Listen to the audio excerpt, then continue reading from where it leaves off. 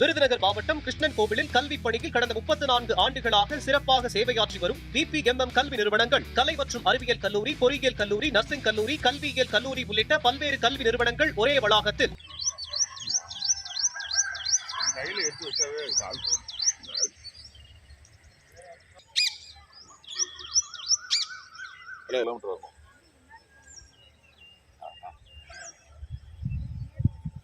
சொல்லுங்க.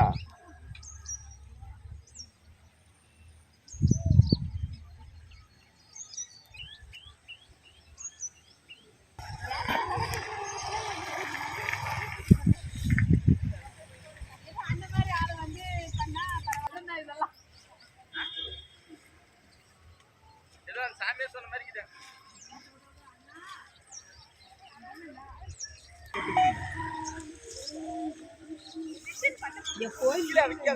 அதோட மிச்சம் வரும். நேத்தோட நீ பூ டபுள் தான்.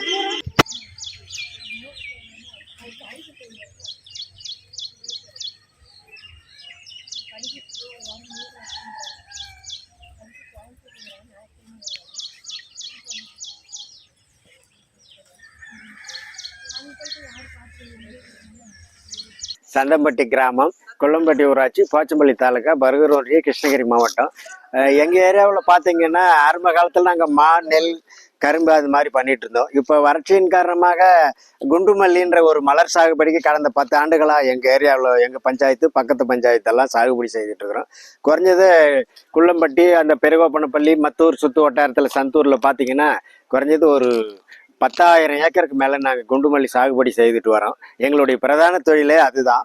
இப்போ ஒரு ஏக்கருக்கு முட்டு வலி செலவே பார்த்தீங்கன்னா அதிகபட்சம் ஒரு ஏக்கருக்கு 1.25 லட்சம் வரைக்கும் செலவாகுது. குறைஞ்சபட்சம் 1 லட்சம் ரூபாய் முட்டு வலி செலவாகுது. முட்டு வலி செலவுனா களை எடுக்கிறது, கொத்துறது, உரம் போடுறது, பெண்ணாள் கூலி, அந்த ஆணாள் வச்சு அதுக்கு பாத்தி போடுறது, தண்ணி பாய்க்கிறது, இவ்வளோ செலவாகுதுங்க. ஓரளவுக்கு குறைச்சி தண்ணியை வச்சு சாகுபடி செய்கிற ஒரே மலர் சாகுபடி குண்டுமல்லி தாங்க. அந்த பூவை இந்த வருஷம், இந்த 2026 பார்த்தீங்கன்னாக்கில் கடுமையான ஒரு வீழ்ச்சியை நாங்கள் சந்திச்சிருக்கிறோம். காரணம் என்னன்னு கேட்டிங்கன்னா, ஒரு கிலோ பூ அறுக்கிறதுக்கு கூலியே 50லேருந்து 100 ரூபா செலவாகுதுங்க. ஆனால் எங்களுக்கு பெங்களூர் மார்க்கெட்டில், மலர்ச்சி மார்க்கெட்டில் பார்த்தீங்கன்னா 50 ரூபாய்க்கு தான் கேட்குறாங்க. அப்போ எங்களுக்கு பூ அறுக்கிற கூலி கூட வர்றதில்ல. அதுக்காக முட்டு வலி செலவு, எங்கள் மருந்து செலவு, தண்ணி பாய்ச்சல செலவு, இதெல்லாம் கணக்கு போட்டிங்கன்னா எங்களுக்கு குறைஞ்சது ஒரு ஏக்கருக்கே 2 லட்ச ரூபாயில் 2.5 லட்ச ரூபாய் நஷ்டம் ஆகுதுங்க. இதை கவர்மெண்ட், தமிழக அரசே எடுத்து எங்களுக்கு ஒரு சென்டிமீட்டர் தயார் பண்ணணும். கடந்த 5 ஆண்டுகளாக நாங்கள் கோரிக்கை வச்சுன்னு தான் இருக்கிறோம். இது வரைக்கும் எந்த விதமான முடிவுகளும் அறிவிக்கப்படலை. தமிழக அரசே அதுக்கு இந்த பூக்களை அரசே கொள்முதல் செய்யணும். இல்லை என்றால் இந்த மலர் சாகுபடிக்கு ஒரு சென்ட் ஃபேக்டரி இங்கே போச்சம்பள்ளி தாலுக்காவில் ஆரம்பித்து எங்கள் பூக்கள்லாம் குறைஞ்சபட்ச ஆதார அடிப்படை நிர்ணய விலையாக ஒரு 300 ரூபாய் கிலோ, 400 ரூபாய் கிலோ எடுத்தாங்கன்னா கூட எங்களுக்கு விவசாயிகளுடைய வாழ்வாதாரம் உயரணும்னு நாங்கள்லாம் எதிர்பார்க்குறோம். கண்டிப்பாக இப்போ இருக்கிற பூச்சி மருந்து விலை உங்களுக்கே தெரியும். ஒரு டேங்க் அடிக்கணும்னா 100 ரூபாய் கூலி கேட்குறாங்க.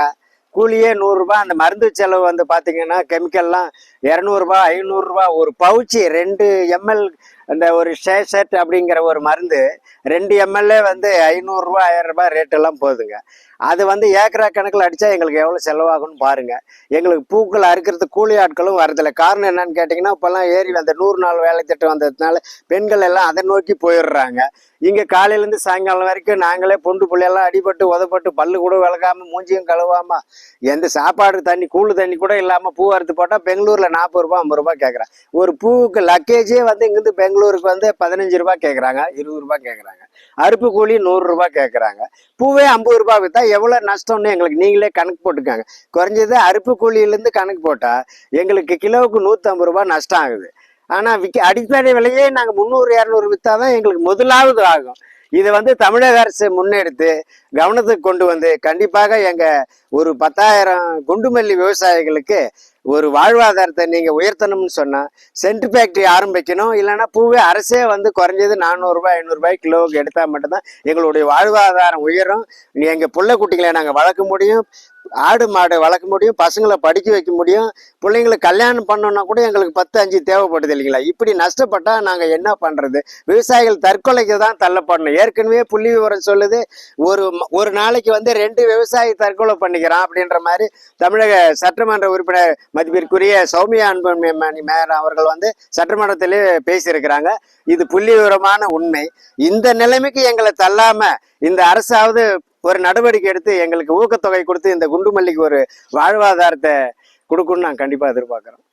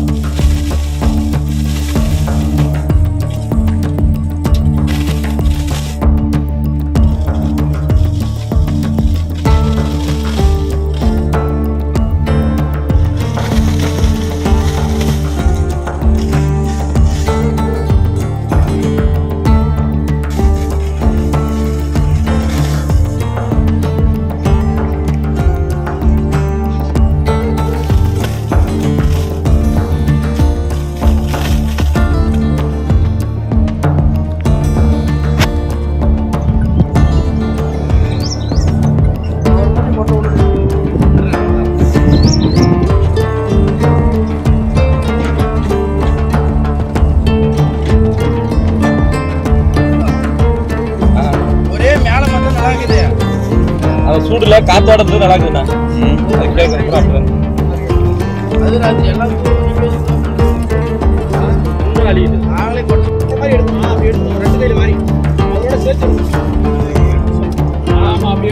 கிருஷ்ணகிரி மாவட்டம் சந்தம்பட்டி கிராமம். என் பேர் சக்திவேலு. இந்த போச்சம்பள்ளி சுற்று வட்டார பகுதியில் வந்து பார்த்தீங்கன்னா சந்தம்பட்டி, குள்ளம்பட்டி, கோடியூர், மூங்கம்பட்டி, கல்லியூர் இந்த மாதிரி வந்து பல கிராமத்தில் வந்து 1000க்கும் மேற்பட்ட ஏக்கரில் வந்து மல்லி சாகுபடி செய்கிறோம். நாங்கள் போகிற வரலட்சுமிக்கு வந்து பார்த்திங்கன்னா செடி எல்லாமே ஒட்டுக்கா கட் பண்ணி எல்லாம் தண்ணி ஏற்றி மருந்து அடித்து எல்லாத்தையும் ரெடி பண்ணி பூ இப்போ ரெடி பண்ணிட்டு வந்தோம். இப்போ பூ வந்து நல்லா மகசூல் வந்துருக்குது. ஆனால் வந்து பார்த்திங்கன்னா பூ வந்து மழை எல்லாம் எதுவுமே இல்லாததுனால பார்த்தீங்கன்னா வச்சு அரும்பு எல்லாமே நல்லா தான் வந்துச்சு. நாங்களும் சந்தோஷமாக இருந்தோம், நல்லா வருது அப்படின்ட்டு. பூ வந்து அறுத்து மார்க்கெட் ஏற்றும் போது பார்த்தீங்கன்னா நேற்று வந்து பார்த்தீங்கன்னா கேட்கறதுக்கே ஆள் இல்லை. நாங்கள் பெங்களூர் தான் அனுப்புகிறோம். அது அங்கே பார்த்தீங்கன்னா வாங்கிறதுக்கே ஆள் இல்லைன்றதுனால சரி சென்ட் ஃபேக்ட்ரிக்கான எடுத்துகிட்டு போகலாம் அப்படின்னு சொல்லிட்டு நாங்கள் எடுத்து வந்தோம் சென்ட் ஃபேக்ட்ரிக்கு. அங்கே போகும்போது மேட்டுப்பாளையம் தான் போனோம். நம்ம ஏரியாவில் எங்கேயுமே சென்ட் ஃபேக்ட்ரி இல்லை. மேட்டுப்பாளையம் எடுத்துன்னு போகும்போது பாதி வெளியே வந்து இல்லை இங்கே வராதிங்க, பூ வந்து கொட்டுறதுக்கு இடம் இல்லை, அதனால ரிட்டர்ன் அப்படியே எடுத்துகிட்டு போங்க அப்படின்ட்டாங்க. அது எடுத்துன்னு வந்து வேறு எதுவுமே எங்களுக்கு அது எதுவுமே பண்ண முடியாது வச்சிருந்தாலே மறுநாள். அதனால எதுவும் தெரியாமல் சந்தம்பட்டி ஏரியில் வந்து கொட்டியிருக்கோம்.